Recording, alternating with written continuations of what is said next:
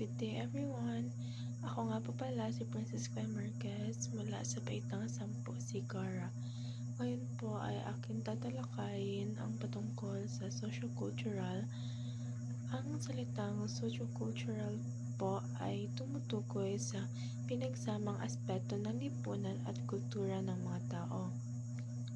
Saklaw nito ang paraan ng pamumuhay, tradisyon, kaugalian, pananampalataya, wika, sining at iba pang pagpapahalagang panlipunan. Sa madaling salita po, ito ang mga bagay na bumubuo sa ating pagkakakilanlan bilang isang lipunan at bilang isang bansa. Kahalagahan ng socio-cultural. Sa panahon po ng globalisasyon, mabilis na nagiging konektado ang iba't ibang bansa at kultura. Dahil dito, nagaganap ang tinatawag na cultural exchange o pagpapalitan po ng kultura. Halimbawa po, laganap na ngayon sa Pilipinas ang K-pop, K-drama, Korean food na mula sa kulturang Koreano. Gayon din po, ipinagdiriwang na rin natin ang mga okasyong gaya ng Valentine's Day, Halloween at Christmas traditions na mula naman sa kanluran. Makikita rin ang impluwensya ng globalisasyon sa wika. Malawak na ginagamit ang wikang Ingles hindi lamang po sa education at work, kundi maging sa pang-araw-araw na pakikipag-usap, lalo na po sa social media. Positive effects po ng socio-cultural. Mas nagiging bukas ang isip ng mga tao sa iba't ibang kultura. Halimbawa po, marami sa ating kabataan ang natututo ng Korean at Japanese language dahil po sa panonood ng mga palabas at pakikinig ng mga musics.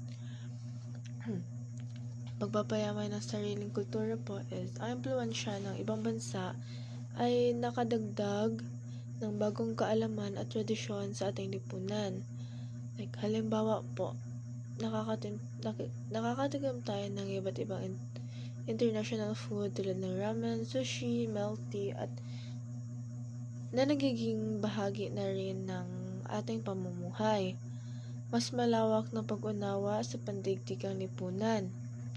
Sa pamamagitan po ng social media platforms tulad ng Facebook at TikTok, mas nakikilala po natin ang iba't ibang kultura at nagkakaroon ng pagkakaisa sa kabila ng pagkakaiba-iba.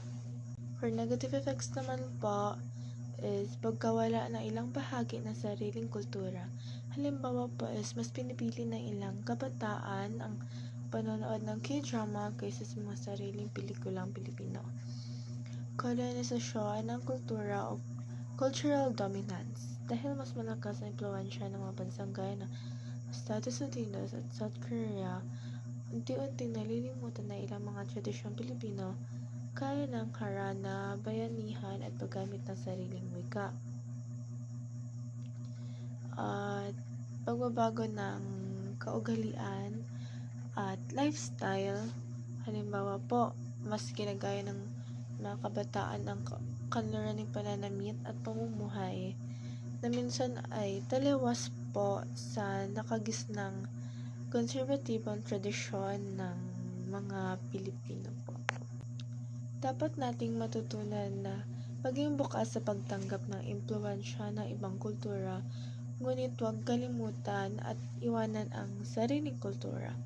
Mahalaga ring mapanatili ang pagmamahal sa ating wika, tradisyon at kaugalian kahit po may dumarating na bagong impluwensya mula sa labas. Natuto natin na ang socio-cultural na globalisasyon ay nagdudulot ng paglawak ng ating kaalaman at pagkakaunawaan sa iba't ibang kultura. Ngunit natutunan din natin po na kung hindi tayo magiging maingat, maaari nito mapahina o tuloy mabura ang ating sariling pagkakakilanlan bilang mga Pilipino. Muli po, ako po si Princess Gwen Marquez mula sa Baitang 10, Sigara.